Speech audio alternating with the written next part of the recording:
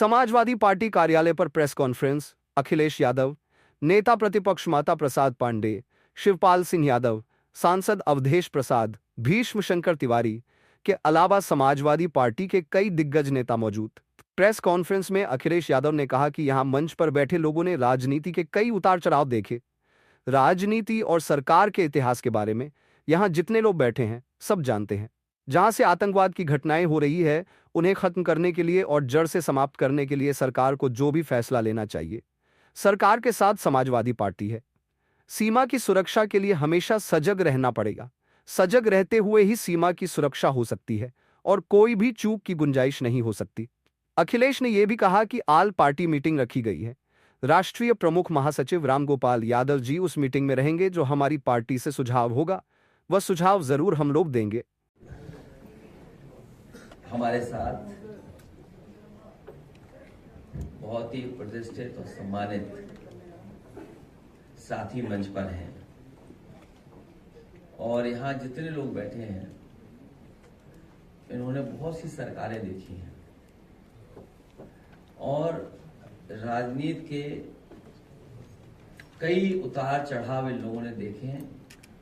राजनीति और सरकार के इतिहास के बारे में यहाँ जितने लोग बैठे हैं सब जानते हैं। जिस समय ये प्रेस का बुलाना और आपसे मिलने का समय तय हुआ था, उस समय ये परिस्थितियां नहीं थी जो आज टीवी पर या रात में जो हुआ है। समाजवादी पार्टी ने पहले भी कहा और फिर मैं दोबारा कहता हूं कि जो सरकार फैसला लेना चाहे, ठोस कदम उठाना चाहे, जहां से आतंकवाद शुरू हो रहा है, जहां से आतंकवाद की घटनाएं हो रही हैं,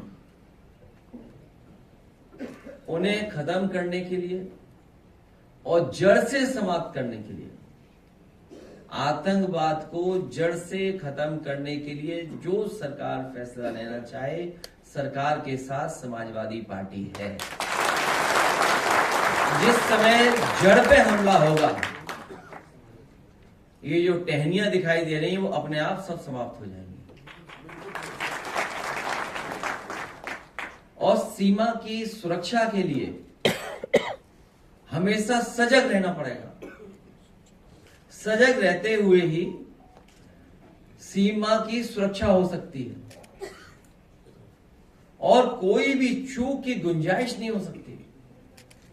हमारी सीमा की सुरक्षा को लेकर के, भारत की सुरक्षा को लेकर के कोई चूक कोई स्वीकार नहीं कर सकता है।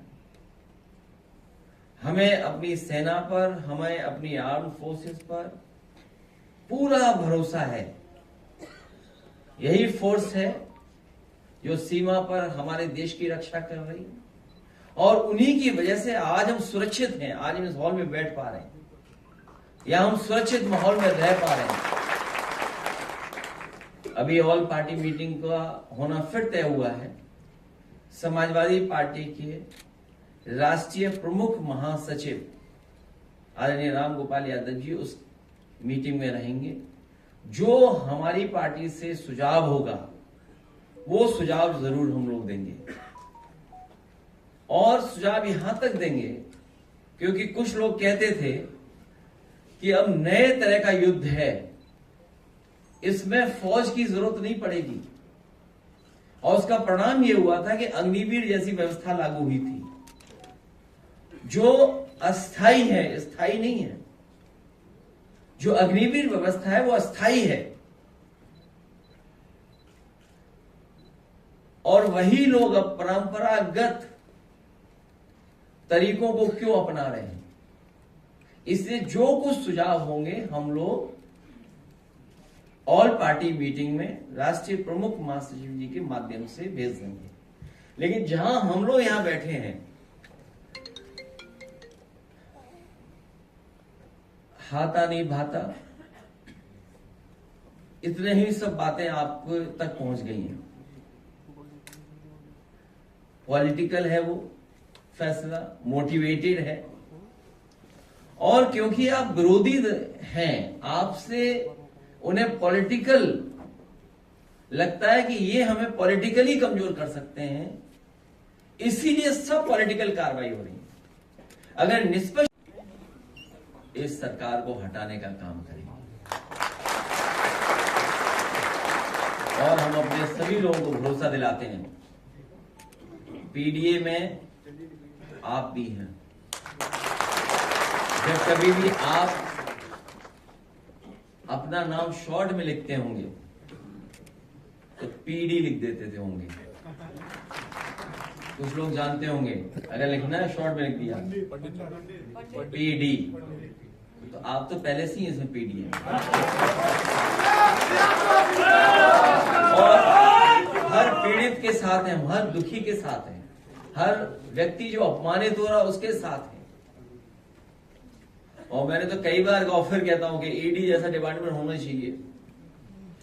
और अगर फाइनेंशियल चीजें देखी जाए तो बहुत से लोगों पे उंगली उठ रही है, बहुत से लोगों में। कई ऐसे लोग हैं जिन्होंने बैंकों का कई हजार करोड़ रुपया, अखबार वाले भी पे दबाव है कि न छापो अखबार में।